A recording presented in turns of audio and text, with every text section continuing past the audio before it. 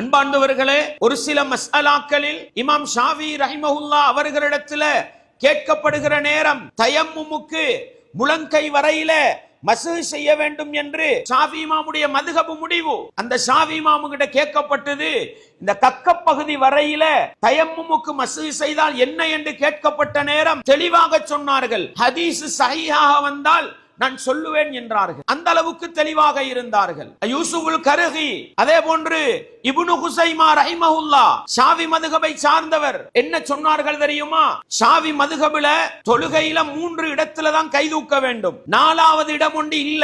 ஆனா புகாரில வர ஹதீஸ்ல 4 இடத்துல தூக்க வேண்டும் ஹதீஸ் வருது. அந்த ஹதீஸுக்கு கீழே விளக்கம் எழுதுகிற நேரம் இப்னு ஹுசைமா ரஹிமஹுல்லாவுடைய கருத்தை பதிவு செய்கிறார்கள். அவங்க சொல்றாங்க, அன ஷாஃபியுல் மதுஹபி, நான் ஷாஃபி மதுஹபை சார்ந்தவர் தான், ஆனாலும் நான் 4 இடத்துல கை தூக்குவேன்.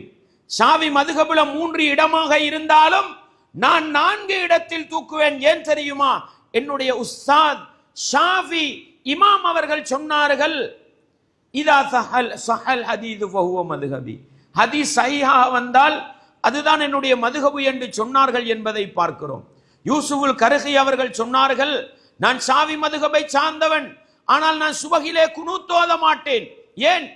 ஷாஃபி இமாம் அவர்கள் சொன்னார்கள், ஹதீஸ் சஹீஹா வந்தால் தான் என்னுடைய போக்கு, என்னுடைய மதுஹபு என்றார்கள். சுபஹ் குனூத் ஓதுவதற்கு ஹதீஸிலே சஹீஹான ஹதீஸ் வரவில்லை, எனவே நான் ஷாஃபி மதுஹபாக இருந்தாலும் குனூத் ஓத மாட்டேன் என்று சொன்னார்கள்.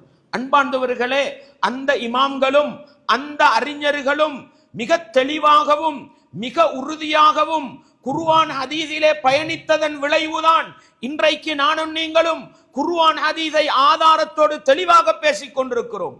அவர்கள் விட்டு கொடுத்து வாழ்ந்திருந்தால், அவர்கள் சமாளிப்பு செய்து வாழ்ந்திருந்தால் இன்றைக்கு எங்களுக்கு மார்க்கத்தை தெளிவாக பேச மீதம் இருந்திருக்காது. நான் காட்டியது ஒரு சில உதாரணங்கள் தான். அன்பார்ந்தவர்களே, இஸ்லாமிய உறவுகளே, இமாம் நவவி ரஹிமஹுல்லா எங்களுக்கு மிகவும் நெருக்கமான ஒரு இமாம். ரியாதுஸ் ஸாலிஹீன் முஸ்லிமுக்கு விளக்கம். அந்த நவவி இமாம் அவர்கள் என்ன சொன்னார்கள்? ஷாஃபி மதுஹபுல ஒட்டகை இறைச்சி சாப்பிட்டால் வுது முறியுமா முறியாதான்னு சட்டம் இல்ல. அவர்கள்ட்ட வுது முறிகிற காரியத்தில் ஒட்டகை இறைச்சி சாப்பிடுறது வரல்ல. முஸ்லிமுக்கு விளக்கம் எழுதுகிற நேரம் நவவி இமாம் அவர்கள் எழுதுகிறார்கள், நான் ஷாஃபி மதுஹபு தான், ஷாஃபி மதுஹபிலே ஒட்டகை இறைச்சி சாப்பிட்டால் வுது முறியாதுதான், ஆனாலும் முஸ்லிமிலே ஹதீஸ் வருகிறது ஒட்டகை இறைச்சி சாப்பிட்டால் வுது முறியும் என்பதுதான் எனக்கு விருப்பமான கருத்து. அதாவது அப்துல் ரஹ்மான் பின் அவுஃப் ரலியல்லாஹு அன்ஹுடைய கடைசி காலம் மிகப்பெரிய தர்மத்துக்குரிய காலமாக இருந்து கொண்டே இருந்தது. அவர் உலகம் அவரை தேடி தேடி வர வர மறுமையை நோக்கி என்ன செய்தார்? ஓடிக்கொண்டே இருந்தார். உலகம் நம்ம தேடி போனா என்ன செய்யும்? ஓடிக்கொண்டே இருக்கும். நம்ம வானாண்டா விரட்டி வந்து கொண்டே இருக்கும். அப்துல் ரஹ்மான் பின் அவுஃப் ரலியல்லாஹு அன்ஹு அவர்கள் ஒவ்வொரு முறையும் என்ன செய்வார்கள்? அழுவார்கள். ஒரு செய்தியை பார்க்கிறோம், புகாரில் 1375வது இலக்கம். அவருக்கு ஒரு நல்ல சாப்பாடு கொண்டு வந்து வைக்கப்படுகிறது. அவர் என்ன செஞ்சாருன்னு சொன்னா, அவர் வந்து நோன்பாளியாக இருந்தார். அந்த நேரத்தில் நோன்பாளியாக இருக்கிறார், ஆனால் சாப்பாடு கொண்டு வந்து வைக்கப்படுகிறது. இப்ப அந்த சாப்பாடை பார்த்துட்டு அழ ஆரம்பிச்சார். யாரு? அப்துல் ரஹ்மான் பின் அவுஃப். குத்தில முஸ்அப் இப்னு உமைர் வஹுவ கைரும் மின்னி. முஸ்அப் இப்னு உமைர் கொல்லப்பட்டார். அவர் என்னை விட மிகவும் சிறந்தவர். குஃபின ஃபீ புர்தா, ஒரு போர்வையில போர்த்தப்பட்டார். இன் குத்திய ரஅஸுஹு பதத் ரிஜ்லஹு, தலையை மூடினா கால் விளங்கிச்சு. வைன் குத்திய ரிஜ்லஹு பதா ரஅஸுஹு, அவருடைய தலை என்ன செஞ்சது? காலை மூடினால் தலை விளங்க ஆரம்பிச்சது. அதுக்கு பின்ன வகுத்தில ஹம்சா வஹுவ கைரும் மின்னி, ஹம்சா எல்லாம் கொல்லப்பட்டாங்க, அவர் என்னை விட மிகவும் சிறந்தவர். ثم بسط لنا من الدنيا ما بسط أو أعطينا من الدنيا ما أعطينا وقد خشينا أن تكون حسناتنا أجلت لنا ثم جعل يبكي حتى ترك الطعام. அவர் சொல்றாரு, நான் பயப்படுவதெல்லாம் அவர்களுடைய மரணத்துக்கு பின்னால் உலகம் எங்களுக்கு விசாலமாக்கப்பட்டு அதையெல்லாம் நாங்கள் அனுபவித்து எங்களுக்கு மறுமையில் கிடைக்க வேண்டிய எல்லா ஹைரையும் அல்லாஹ் இந்த உலகத்திலே அவசரப்படுத்தி விட்டானோ என்றுதான் நான் என்ன செய்கிறேன்? பயப்படுகிறேன் என்று சொல்லி அழ ஆரம்பித்தார்கள். சாப்பிடவில்லை, அழ ஆரம்பித்தார்கள். சுன்னத்தான நோம்பில் இருந்தாரு, அழ ஆரம்பித்தார்கள், கண்ணீர் வடித்தார்கள். அந்த சம்பவம் நினைக்கிறார். அவருடைய உள்ளம் வந்து என்ன செஞ்சது? அந்த அந்த நபித்தோழர்களை நோக்கி போய்கொண்டே இருந்தது. உலகம் அவர்களுக்கு முன்னால இருந்தாலும் சரி. அன்புள்ள சகோதரர்களே, இந்த மாதிரி அப்துல் ரஹ்மான் பின் அவுஃப் ரலியல்லாஹு அன்ஹு அவர்கள் இருந்தார்கள். அது மாத்திரமல்ல, ரசூலுல்லாஹி ஸல்லல்லாஹு அலைஹி வஸல்லம் உம்மு சலமா ரலியல்லாஹு அன்ஹா அவர்கள் அப்துர் ரஹ்மான் இப்னு அவுஃப்ட்ட சொல்றாங்க, அதாவது அப்துர் ரஹ்மான் இப்னு அவுஃப் உம்மு சலமா ரலியல்லாஹு அன்ஹாட்ட சொல்றாங்க, குறைஷிகளே நான் வசதி படைத்தவர் உங்களுக்கு தெரியும் பிற்காலத்தில் இது, அதனால நான் ஒரு பூமியை ஒரு நிலத்தை வித்தேன் 40,000 தீனாருக்கு 40,000 தங்க காசுகளுக்கு நான் வித்து வைக்கிறேன், என்ன செய்ய அப்படின்னு கேட்கிறாங்க. யார்கிட்ட கேட்கிறாங்க? உம்மு சலமா ரலியல்லாஹு ரசூலுல்லாஹி மனைவிட்ட கேட்கிறாங்க. காலத் யா புனை, என் அருமை மகனே, அன்ஃபிக் செலவழிச்சிருங்கள், அது எல்லாவற்றையும் தர்மம் செய்து விடுங்கள். ஃபஇன்னி சமிஅது ரசூலுல்லாஹி ஸல்லல்லாஹு அலைஹி வஸல்லம் யகூல், ரசூலுல்லாஹி ஸல்லல்லாஹு அலைஹி வஸல்லம் சொல்ல நான் கேட்டிருக்கிறேன், இன்ன மின் அஸ்ஹாபி மல்லா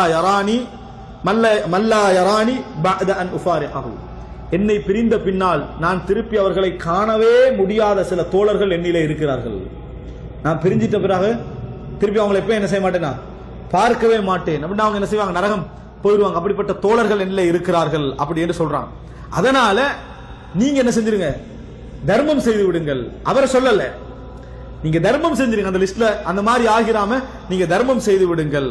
உடனே அவர் என்ன செய்யறார் என்று சொன்னால், எல்லாவற்றையும் என்ன அல்லாஹ்வுடைய பாதையிலே தர்மம் செய்து விடு, 40,000 தீனாரை அல்லாஹ்வுடைய பாதையிலே தர்மம் செய்து விடுகிறார். இது கேள்விப்பட்டு உமர் என்ன செய்யறாரு, விரைந்து வாரார் உம்மு சலமா ரலியல்லாஹு அன்ஹா வந்து கேட்கிறாரு, நானும் அதுல இருக்கிறேனா பில்லாஹி, அல்லாஹ் முன்னிறுத்தி கேட்கிறேன், அப்படிப்பட்டவர்களில் நானும் இருப்பேனா அப்படின்னு உமர் ரலியல்லாஹு அன்ஹு அவர்கள் கேட்டார்கள்.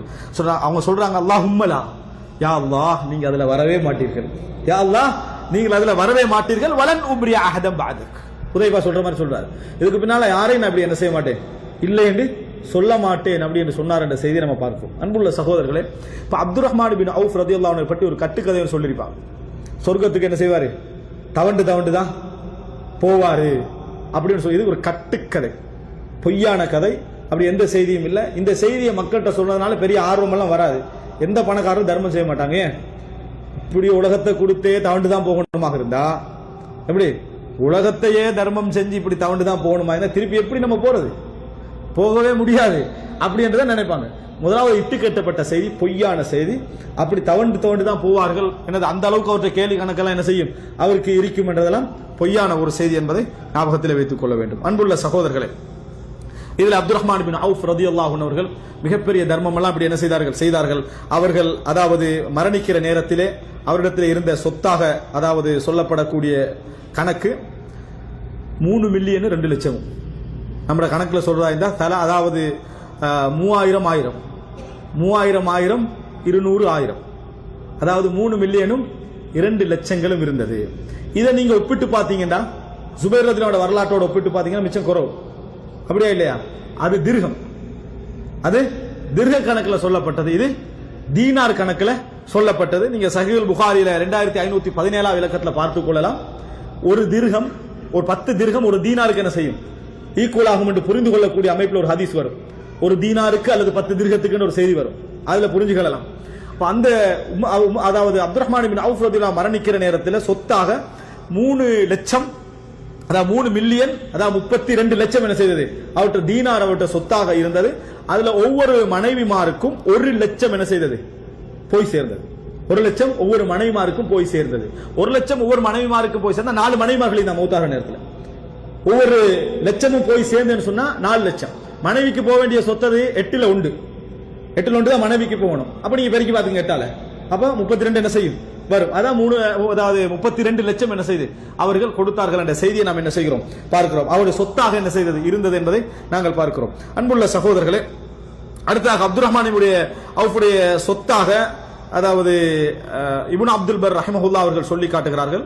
அவருடைய சொத்து கணக்காக சாதாரணமான ஒரு செய்தி என்ன என்று சொன்னால், அவருடைய கடைசி காலத்திலே கான மஜ்தூதம் ஃபித் திஜாரா, மிகப்பெரிய ஒரு வியாபாரியாக இருந்ததனால ஹல்லஃப அல்ஃப பைர், 1000 ஒட்டகங்களை விட்டு சென்றார். எத்தனை ஒட்டகம்? 1000 ஒட்டகம் பணம் அல்லாம. வசலாசத் ஆலாஃப் ஷாத், 3000 ஆடு, 3000 ஆடுகள். வமிஅத ஃபரஸ், 100 குதிரைகள். வகான யஸ்ரஅு பில் ஜுர்ஃப், ஜுர்ஃப் என்ற பெரிய ஒரு நிலம் அவருக்கு சொந்தமாக இருந்தது. அலா 20 நாதிஹன், 20 ஒட்டகம், அதுல தண்ணி அதாவது தரிக்கிறதுக்கு வேறவான ஒட்டகம் என்ன செய்தது 20 ஒட்டகம் இருந்தது. அதோட சேர்த்து இந்த 32 லட்சம் தீனார் என்னது பணம் அவர் விட்டு சென்றார். ஒவ்வொரு மனைவிமார்களுக்கும் 1 லட்சம். அதாவது 4 லட்சம் கிடைக்கக்கூடிய அமைப்பில் என்ன செய்தது, அவருடைய சொத்து இருந்தது அப்படி என்கின்ற செய்தியை நாம் என்ன செய்கிறோம் பார்க்கிறோம். இவர் மரணிக்கின்ற அதாவது அந்த காலம் ஹிஜ்ரி 32வது ஆண்டு என்ன செய்தார்கள், அப்துர் ரஹ்மான் இப்னு அவுஃப் ரலியல்லாஹு அன்ஹு அவர்கள் மரணித்தார்கள். 75 வயதுகள். எத்தனை வயதுல மௌத்தாராங்க? 75 வயதுகள் அவர்கள் வாழ்ந்தார்கள் அப்படி என்ற செய்தியை பார்க்கிறோம். இமாம் ஸஹபி அவர்கள் அவரது வரலாற்றை முடிக்கின்ற பொழுது சொல்கிறார்கள், ஹாதா ஹுவல் கனி அஷ்-ஷாக்கிர், இவர்தான் நன்றியுள்ள ஒரு பணக்காரர், நன்றியுள்ள ஒரு பணக்காரர். வ உவைசுன் ஃபகீருன் சாபிர், உவைஸ் அல் கர்னி பொறுமையுள்ள ஒரு ஏழை. வ அபூதர் வ அபூ உபைதா ஜாஹிதுன் தஈஃப் ஜாஹிதுன் அஃபீஃப், அபூ உபைதாவும் அபூதரும் பேணுதலான உலகப்பற்றின்மைக்கு உதாரணமானவர்கள் என்று வரலாறை முடிக்கிற நேரத்தில் இமாம் ஸஹபி ரஹிமஹுல்லாஹ் அவர்கள் முடிக்கக்கூடிய செய்தியை நாம் என்ன செய்கிறோம் பார்க்கிறோம். அன்புள்ள சகோதரர்களே, இன்னொரு செய்தியில இவரால் கிட்டத்தட்ட 1000 அதாவது 1000 குடும்பங்கள் அடிமையிலிருந்து விடுதலை செய்யப்பட்டன. அடிமையாக இருந்து 1000 குடும்பங்கள் என்ன செய்தன, விடுதலை செய்யப்பட்டன என்ற செய்தியை நாம் என்ன செய்கிறோம் பார்க்கிறோம். அன்புள்ள சகோதரர்களே, இதான் அப்துர் ரஹ்மான் இப்னு அவுஃப் ரலியல்லாஹு அன்ஹு அவர்களுடைய சுருக்கமான ஒரு வரலாறு. இந்த வரலாற்றின் ஊடாக நாம் பல பலன்களை என்ன செய்கிறோம் அடைந்து கொள்கிறோம். ஒவ்வொரு நபித்தோழரை நாம் சில பொழுதுகளில் ஒவ்வொரு கோணத்துல மட்டும் என்ன செஞ்சிருப்போம் பார்த்திருப்போம். ஆனால் நபித்தோழர்களுடைய முன்னிலையில் நின்ற நபித்தோழர்களுடைய பிரபல்யமான விசேஷமே எதாக இருக்கு தெரியுமா? இதுதான் விசேடமான குணங்களாக அதாவது யுத்தத்தில் கலந்து கொண்டிருப்பார்கள், பணக்காரர்களாக இருப்பார்கள், அறிவாளியாக இருப்பார்கள், மார்க்க தீர்ப்புள்ளவர்களாக இருப்பார்கள், ஆலோசனைகள்ல மிக முக்கியமான இடத்தில் உள்ளவர்களாக என்ன செய்வார்கள் இருப்பார்கள். அதே நேரத்தில் உலகத்தில் நிறைய பற்றற்றவர்களாக விட்டுக் கொடுக்கக்கூடியவர்களாக இருப்பார்கள். அல்லாஹ்வுடைய சுன்னா இந்த உலகம் வேண்டாம் என்று போகின்றவர்களுக்கு அல்லாஹ் தஆலா என்ன செய்வான், அதை சேர்த்து கொண்டு வந்து கொடுத்து காட்டுவான் கண் முன்னால. இதான் உலகம் தேடி வருது, நீ தேவை அப்படி என்று வைக்க போனி என்று சொன்னால் என்ன செய்யும், அது பிரிந்து போய்கொண்டே இருக்கும் என்பது சுன்னா என்பதை அப்துர் ரஹ்மான் இப்னு அவுஃப் ரலியல்லாஹு அன்ஹுடைய வரலாற்றிலே பார்க்கிறோம். அப்துர் ரஹ்மான் இப்னு அவுஃப் ரலியல்லாஹு அன்ஹு அவர்கள் அதிகம் பிள்ளையுடையவர்களாக இருந்தார். எந்த அளவுக்கு கண்டால் ஒருவர் அவருடைய பரம்பரை சம்பந்தமாக தனி ஒரு கட்டுரை என்ன செய்யறாரு, எழுதுறாரு. பிள்ளைகள் எத்தனை இருந்தாங்க கணக்குன்னு நம்ம பேர் இப்ப நான் சொல்றதாக இருந்தாலும் ஒரு 30 பேருக்கு மேல என்ன செய்யலாம் வரலாற்றில் பதியப்பட்டிருக்கு. நிறைய பேர் ஆப்பிரிக்காவுடைய யுத்தத்திலே ஷஹீதானார்கள். ஆப்பிரிக்காவில் நடந்த யுத்தத்திலே நிறைய பேர் சுஹதாக்களாக ஷஹீதுகளாக என்ன செய்தார்கள் மாறினார்கள் என்ற செய்தியை நாம் என்ன செய்கிறோம் பார்க்கிறோம்.